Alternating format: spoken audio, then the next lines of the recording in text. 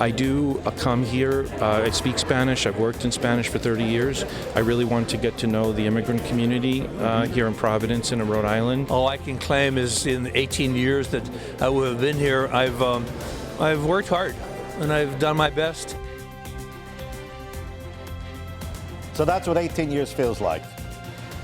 Bishop Thomas Tobin is in for us, his last interview at 10 News Conference. Holding the powerful accountable from Washington, D.C. to right here in southern New England. This is 10 News Conference with Gene Valicenti. Good morning, everyone. I'm Gene Valicenti. This is 10 News Conference. Joining me in studio is the Roman Catholic Diocese of Providence Bishop Thomas Tobin, who's been here for 18 years, as we just saw, and he's about to turn 75. Actually, he turned 75 already. That means automatic submission of your resignation, and the Pope is expected to accept it, and then you move on to other things. What are you moving on to other things? What is the other thing? Well, as you described the process, that's exactly right. My letter has been sent in because I did turn 75 on April 1st, and now it's, excuse me, up to the Holy Father to decide when he wants to accept it, and I will be retired. The official word is I've resigned my office, but I will be retired in effect, and I'll still be here. I'll be living in Rhode Island, living in the Diocese of Providence, and willing and able to help out the new bishop in any way he would like me to help out, especially with ceremonies, liturgies, confirmations, those kinds of sacramental and liturgical things. But apart from that, when you say retired, what does that mean? I mean, he may call upon you, help me with a confirmation here. What does that mean, a retired bishop? Are you free to do whatever you want and just, I'm going to travel, I'm going to read, and I'm here if you need me? Yeah. Well, one of the documents from the Vatican about retired bishops says a bishop is never unemployed. It's very interesting insight. Never unemployed. But what it means is I continue to be a bishop, which means I can help out with all the liturgical and sacramental things and teaching and preaching. What it means to be retired is I'm no longer responsible for, no longer in charge of leading the diocese, no longer responsible for the governance of the diocese on an administrative level. That's what the new bishop will do. And again, I will be helping him in any way that I can, but no longer responsible for all the meetings and the administration and the policies and the finances and the personnel and all of those things that are part of leading a large organization. And the aggravation and the division and the stories and the press, you give all that up. Are you happy? Yeah, I am happy. Have you had enough? Here, it's all yours. Yeah. Go. Well, there's a sense that there will be a great sense of relief, I think. Keep in mind, you know, I've been in charge of a diocese in Youngstown, which you recall fondly, and now in Providence for 27 years. That's combined. That's all combined to the two. That's almost 7 terms, equivalent of being 7 terms as governor or president. And though they say that presidents and governors get tired, get worn out after 2 terms, in effect, I've had 7 terms of leading a large organization in Ohio, and now certainly here in Providence for 18 years. So it's a lot of responsibility. You know, lots of obligations and lots of concerns every day that we deal with when we go to the office. In this state, in Rhode Island, the bishop, the way it's structured legally, the bishop is the president of many, many corporations, 200 corporations. So the bishop is the president of every parish corporation, many diocesan corporations, the school, the colleges, the school, not the colleges. But you're on the boards as well. On the board, and certainly at Providence College, but the high school, it's just an enormous administrative work, and all the obligations and challenges and questions go with it. So, yeah, when the time comes and the Holy Father accepts my resignation, my retirement, I will be grateful and I'll be relieved. Okay. Well, look, these are. I suspect it might have been easier in the 40s. To do what you do. A little more adherence, a little more discipline, a little less pushback. The media was different. These days, you don't make a move without being controversial.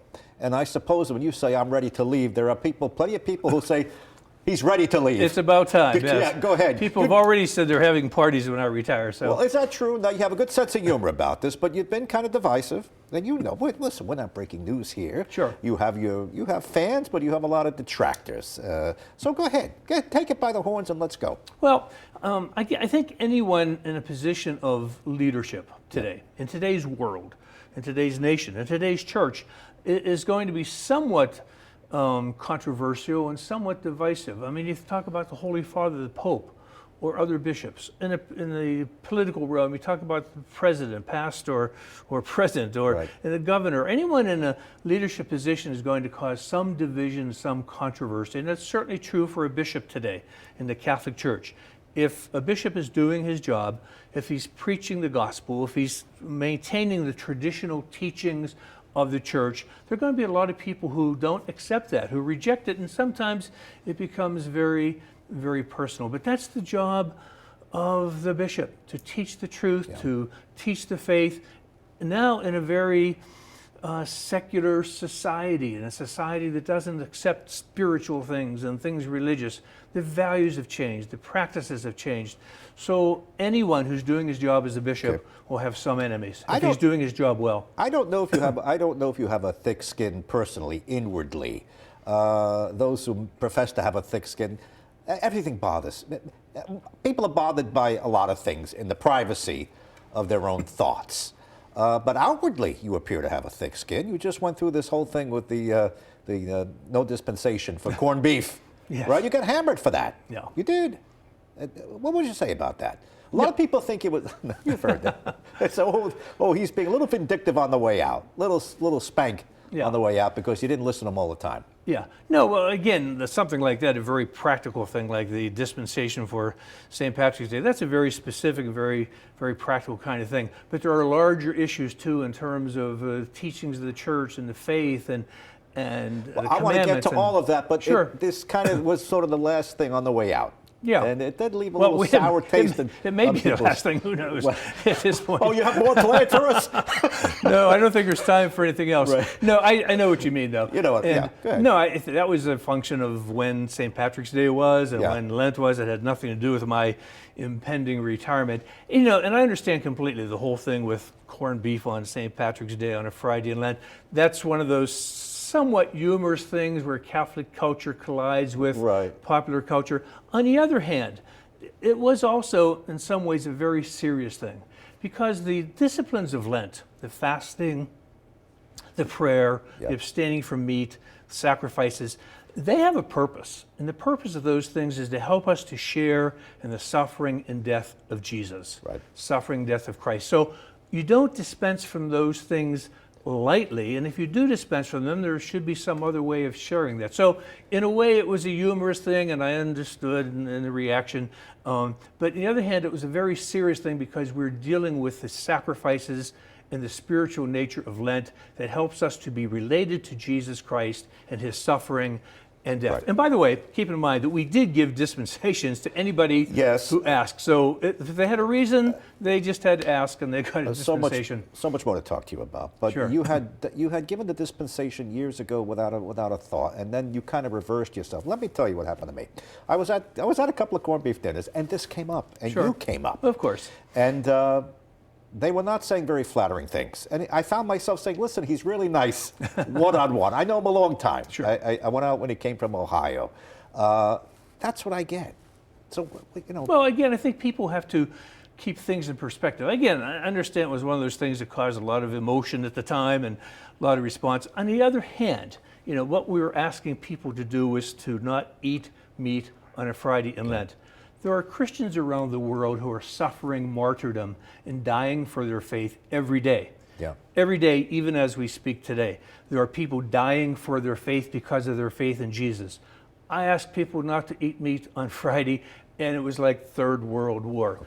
And by the way, there are lots of other dioceses in the United States that did not give the dispensation either, including the Archdiocese of Chicago, where they dye the river green. So they have their own problems. It wasn't. We don't want to be Chicago. It wasn't unique to me and had nothing to do with my impending retirement. Okay, let's get to more serious topics after this break. Stay with us, and let's really dig in. Bishop Tobin's last interview for 10 News Conference before he goes on to other things. Thank you for turning to 10, your news leader. 10 News Conference with Gene Valicenti continues right now. I believe in and will uphold Catholic teaching. So that's, if that makes me conservative, I don't know. That other people can decide that. I think he's very well prepared to lead the diocese, but time will tell. He will have to come in and learn the diocese, and he'll stake out his own positions. Well, that's the new bishop who's coming in, and Bishop Tobin, who's leaving, about to retire, is with me. Welcome back. Thanks for coming in once again. Thank you. Your successor is in place already. He's ready to go. I assume he's not chosen by the Vatican unless his thoughts are in sync with the Pope. And sometimes your thoughts haven't always been in sync with the Pope, which is fine. The Pope is infallible on matters of doctrine, correct? But Correct. On matters of opinion and direction of the Church, you're free to disagree, and you have. Of course. Yeah, and again, you're exactly right. When we talk about the Holy Father being infallible, that's on essential matters of faith and morals. But he also has a lot of opinions. He has practical pastoral issues and so forth. So you don't necessarily have to agree with everything a Pope says and does. And I do have a great deal of respect and affection for Pope Francis. He's been terrific. I think he is the Pope that we need in the Church at this time. He has certainly opened the world and the Church up to these issues, and that's wonderful. But doesn't mean I have to agree with everything he says and does on a practical realm. You know, we have those disagreements in families. Sometimes you disagree. It doesn't mean you don't love somebody. You disagree, but that's and I think the Pope has encouraged that kind of discussion, that kind of debate as well. Well, that has made you controversial on occasion. We just gets back to this. You have been a divisive figure in certain things. And you know what? Some people may applaud you. You're the one who has to say no. And you're the one who told President Biden, if you come to my diocese while I'm the bishop, don't come to church. In fact, you told me that directly. And you've gone after some Democrat politicians who are Catholic but are pro-choice. You've laid them out on that. So this comes at your territory. You say no. Right. Well, again, I think it's the role of the bishop to maintain the traditional, essential, moral, and doctrinal teachings of the Church. If the Church doesn't uphold these traditional values in the world today, who will do that? That's the work of the faith community. It's the work of the Church to promote the gospel of Jesus Christ and all of the traditional values and teachings that are part of that. And if we don't do it, who will do it? Obviously, it's not going to be well received all the time because we're living in a very secular world. You know, religious practice is down across the globe, and certainly in the United States and the Western world. We're not living in a time of great affinity for, a great affection for religious and spiritual values. So someone who comes on the scene, like a Catholic bishop, to try to uphold traditional teachings about life and marriage and sexuality and other moral issues is not going to be well received. The prophets in the history of the Church, in the history of the Bible, were never well received either. Jesus wasn't always well received because he was going against the flow. That's part of being a bishop. It's part of being a teacher in the life of the world today. Do you think it has come across as too stern sometimes? Probably. You have your commitments, but sometimes a little too stern, a little heavy-handed. Go Yeah, ahead. well, I mean, it's reflection time. Sure, it is reflection time, and I suppose many people have said that is heavy-handed, as you say. It's old-fashioned. It's discriminatory. It's bigoted. It's not true. People will say those things, but I also get a lot of support from Catholics who write to me, who stop me, who speak to me and say, thank you for upholding the truth. Thank you for maintaining the teachings of the Church because you're one of the few people in our community who are doing it. So there's been a lot of negative reaction, but I'm grateful for a lot of positive reaction and support as well. I'm doing my job as Jesus has called me to do it, for regardless of popular reactions. Right. You're the strongest on pro-life of any bishop, I think. That's it. There's no quarter, there's nothing. It's pro-life and that's it, correct? Yeah, absolutely. It's one of the fundamental and essential values of our time, the respect and dignity for human life, and it's being threatened in many different ways with abortion and now euthanasia and other issues, capital punishment in some places. Human life is a sacred gift. Every child that's born is a child of God, made in the image and likeness of God. It's a grave a sin, an evil, to destroy the life that God has created. And every time an abortion takes place, that's what happens. It's a terrible evil. And that's why I think the Church has been so strong and very clear on that. But you know, there are many come into your church who may feel it's fine. Maybe it's not for me personally, but I'm not going to tell somebody else what to do. They're in your pews. They're sitting there. You know that you have Catholics of course. who Absolutely. I think differently, but they're there. I'm keenly aware of that, not just on the abortion issue, but other things as well. Yeah. But it means the church has to continue teaching and preaching. You know, we'll never have 100% of people agree with everything we say and do, including in our own church. But it's the work of the church to teach and to preach the gospel and pray that people will understand and will respond. I think our challenge is to teach more clearly and in a way that's more understandable to people. Maybe we haven't always done that. Holy Father Pope Francis has also emphasized compassion and inclusion and so forth, and that's important. It's very important. But we don't do that to the cost of watering down our teachings that we have from Christ. And teachings on birth control, just before we go to another quick break. They're all related, again, to the human life issue. So, is it antiquated? Is it time to revise that? Well, I don't think so, because again, can we revise that? We'll keep pro-life, the sanctity of life, firm. No change. But with regard to birth control, well, again, is there revision or no room, or you connect the two and there's no daylight? You know, I think that they're all connected in some ways, in different ways. I mean, birth control is not the same as abortion or euthanasia. They're all a little bit different, but they're all part of that garment of life, all respect for human life. And Paul VI, you know, when he wrote Humanae Vitae about contraception, he pointed out very prophetically and very clearly that if we change the teaching on contraception and birth control, other things could happen as well. And that's exactly what we've come to. Paul VI was right. And at the end, you know, last week there was a discussion of euthanasia, assisted suicide. Cardinal at the Vatican said one thing. He's revised it. He opened the door, they quickly closed it. Right. So the door is closed on that. Yeah, euthanasia is a terrible, terrible sin, terrible crime. It's destroying someone at the end of their life who is ill, frail, and it can be abused very quickly. We've seen that in other countries where now they are euthanizing disabled children or people who are depressed. It is a very slippery slope, and euthanasia is terrible. Bishop Thomas Tobin continues with us. You know, when you came here, clearly the sexual assault crisis was the crisis number one. That was job number one for you when you came in from Ohio. You had to clean that up, and you had to deal with that. Now, I think there are still pending cases, right?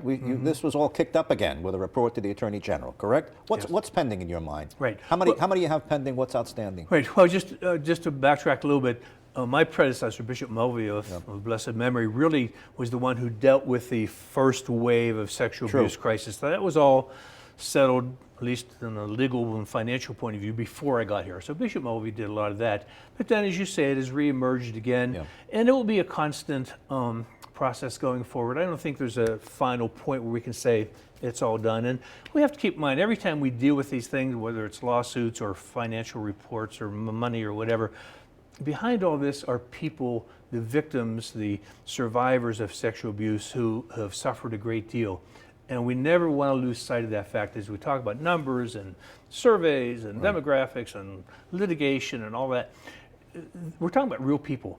Children, families whose lives have been harmed, whose faith has been destroyed because of the terrible evil, terrible sin of sexual abuse. So we never want to lose sight of that as we work our way through this crisis. Well, even as you have individual cases still pending, enough time has passed now to survey the damage it has left on the church. It's been devastating. Yeah. You can't fill the churches. You're closing churches. I've been to so many weddings lately. None of them are in church. Yeah. It's falling apart. Yeah, that's true. And I think the sexual abuse crisis is certainly one of the components of that. I think 100%. That's what I hear. Yeah. Well, I think it's a broader question, too. Again, it gets back to the question of religious practice. Keep in mind that the faith communities across the Western world, across the United States, are suffering not just from sexual abuse, but from the tenor of our times, the cultural changes, the secularism of our time. It's not just the Catholic Church. Protestant churches, mainline, evangelicals, all the religious communities are declining in their practice, the number of adherents, the number of ministers. So sexual abuse is certainly part of it, but it's much more than that. And you're right. I mean, if you look at our sacramental numbers now compared to 20 years ago, I think all of our sacramental numbers are down about a third. I'm talking about baptisms, First Holy Communions, confirmations, weddings, as you say. Lots of young people, Catholics, if they're getting married on the beach or some destination Yes, place. a friend is married. Or they're not getting married at all. They're just living together. So all the sacramental practices have declined in the church in this diocese and across the United States. The numbers are comparable, except in the places in the United States where the population is growing, the Southwest and the South. They're building churches, they're building schools, they have lots of vocations. It's not happening in this part of the world, but it's a phenomenon that's affecting the faith community in general.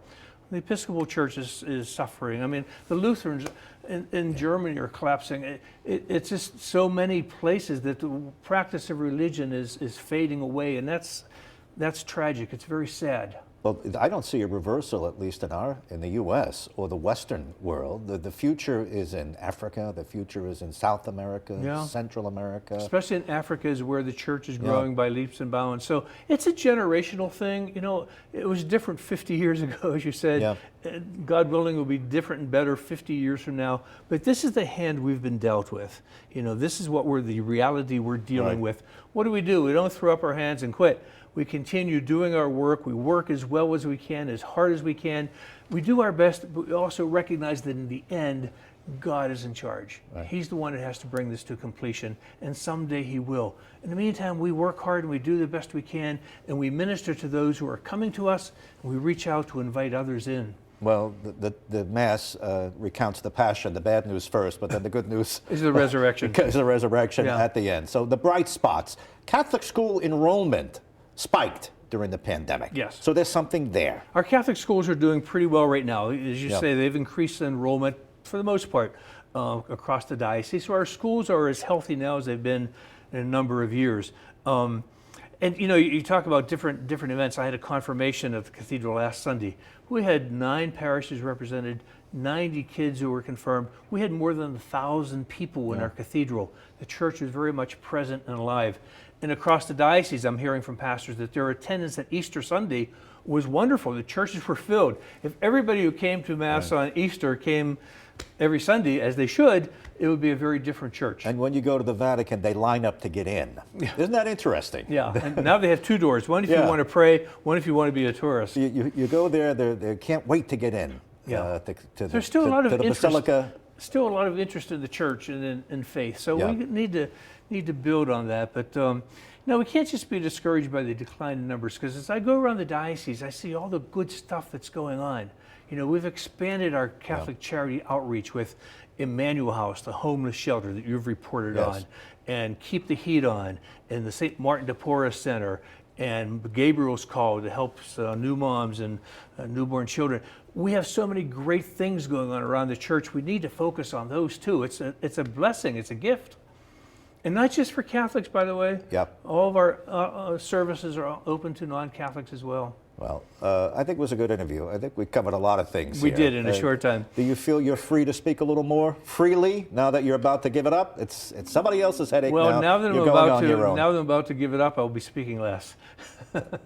I hope to disappear from the public spotlight as much as possible, but again, still be present to the church and help the new bishop as much as possible. You're not leaving Rhode Island. You're staying here. I will be here. And you're going to stay in the same place, and that all stays the same. You'll be here to be called upon to fill in for communion, stuff like that. Yeah, confirmations, ceremonies, and. But you'll be off Twitter. You won't be writing your column. I'm expecting it off Twitter. I won't be writing my column. Those are things that a new bishop can do if he wants to. Thank you for coming in. Gene, thank you very much. Thank you for being responsive. Good to have been with you. Appreciate it. Thank you.